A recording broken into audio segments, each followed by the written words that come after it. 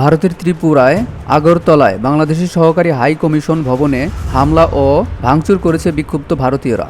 এই ঘটনাকে ভারতের পররাষ্ট্র মন্ত্রণালয় গভীরভাবে দুঃখজনক বলে জানিয়েছেন। তবে হামলার ঘটনা বিক্ষুব্ধ ঢাকাসহ সারা দেশ। গতকাল সোমবার রাত থেকে এ বিষয়ে ফেসবুক সহ অন্যান্য সামাজিক যোগাযোগ মাধ্যমে অনেকেই তীব্র নিন্দা ও ক্ষোভ জানাচ্ছেন। এবার হাই কমিশনের হামলার ঘটনার কড়া প্রতিবাদ জানিয়ে ফেসবুক পোস্ট দিয়েছেন আইন ও বিচার বিষয়ক উপদেষ্টা আসিফ নজরুল। তিনি এই ঘটনাকে ন্যক্কারজনক আখ্যা দিয়েছেন। পাশাপাশি ভারতের সঙ্গে সমমর্যাদা সম্পন্ন ও সমানাধিকার ভিত্তিক বন্ধুত্ব বাংলাদেশ চাই বলে জানিয়েছেন তিনি। ফেসবুক পোস্ট আইন উপদেষ্টা লিখেছেন, আজকে ভারতের আগরতলায় বাংলাদেশের সহকারী হাই কমিশনে তছনছ করা হয়েছে। বাংলাদেশের পতাকায় অগ্নিসংযোগ করা হয়েছে। হিন্দু সংঘর্ষ সমিতি নামে একটি সংগঠন সদস্যরা এই ন্যক্কারজনক ঘটনা ঘটিয়েছেন। প্রশ্ন করি, এই ঘটনা মুসলিম সংঘর্ষ সমিতি নামে কোনো সংগঠন বাংলাদেশে করলে এমন আক্রমণাত্মক প্রচারণা মেতে উঠত ভারত।